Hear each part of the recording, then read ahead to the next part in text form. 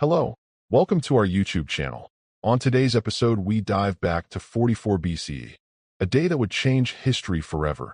This history is about Julius Caesar, one of the most powerful men on earth. So without going much further, let's dive straight into it. The streets of Rome buzzed with tension. It was the Ides of March, 44 BCE, a day that would change history forever. Julius Caesar, the most powerful man in the world, was on his way to the Senate.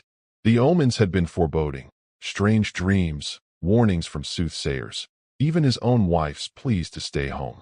But Caesar, a man who had defied fate time and time again, ignored them all. He walked into the Senate chamber, unaware that within moments, he would be lying in a pool of his own blood, betrayed by those he trusted most. Before we dive into the conspiracy, we must understand why Julius Caesar became a target in the first place. Born in 100 BCE to an aristocratic but not particularly powerful family, Caesar was a brilliant strategist, a charismatic leader, and a ruthless politician. His rise to power was anything but ordinary. He conquered Gaul, led his army across the Rubicon to seize Rome, and defeated his rival, Pompey the Great. The Senate, once the ruling body of Rome, now found itself in the shadow of a single man. In 44 BCE, Caesar declared himself dictator for life. Some saw him as a hero, bringing order to Rome's chaos. Others saw him as a tyrant, a king in all but name, a direct threat to the very republic Rome had fought so hard to preserve. Not everyone celebrated Caesar's power. In the shadows, a conspiracy was brewing. 60 senators, led by Gaius Cassius and Marcus Junius Brutus, plotted to end his rule. Brutus was no ordinary conspirator. He was like a son to Caesar, deeply trusted. But to the conspirators, this wasn't betrayal, it was patriotism. They believed they were saving Rome from monarchy. The plan was simple yet brutal. Caesar was to be lured to the Senate and stabbed to death before he could react. But was this truly about saving the Republic, or was there something more sinister lurking beneath? While history tells us that jealous senators killed Caesar for the good of Rome, was that really the whole truth? Let's examine some of the deeper conspiracies. 1. Foreign influence. Some historians speculate that external forces, such as the wealthy elites of Rome, or even foreign rulers like Cleopatra of Egypt, might have had stakes in Caesar's death. Could his growing ties with Egypt have threatened Rome's power structure? 2. Mark Antony's hidden role. Mark Antony, Caesar's loyal general, mysteriously survived the assassination attempt. Did he know about the plot beforehand and let it happen to claim power for himself?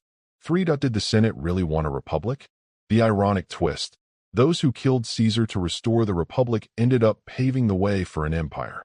Was their goal truly to save Rome, or just to get rid of a man they couldn't control? The moment arrived. As Caesar entered the Senate, the conspirators surrounded him. One by one, they drew their daggers. The first strike came from behind, then another and another.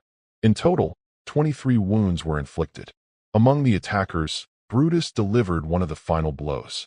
As Caesar fell, he uttered the famous, yet debated, words, "Iti tu, Brute," meaning, "Even you, Brutus?" Then, silence. Caesar was dead. The Republic was saved? Or was it doomed? News of Caesar's murder spread like wildfire. The conspirators expected to be hailed as heroes. Instead, Rome erupted into chaos. Mark Antony seized power, and soon, Caesar's adopted heir, Octavian, emerged as a force to be reckoned with. Within a few years, the very republic that the assassins had fought to preserve was gone, replaced by the Roman Empire, with Octavian, now Augustus, as its first emperor. The irony is undeniable. In killing Caesar, they ensured that Rome would never be a republic again. So, was Julius Caesar's death just a desperate act by senators who feared his rule? Or was it a carefully orchestrated conspiracy with hidden players pulling the strings? One thing is certain, his assassination didn't save the Republic. It buried it. And so, as we look back at this pivotal moment in history, we must ask ourselves, was Caesar's fate sealed by his own ambition? Or was he just a pawn in a game far bigger than even he could imagine?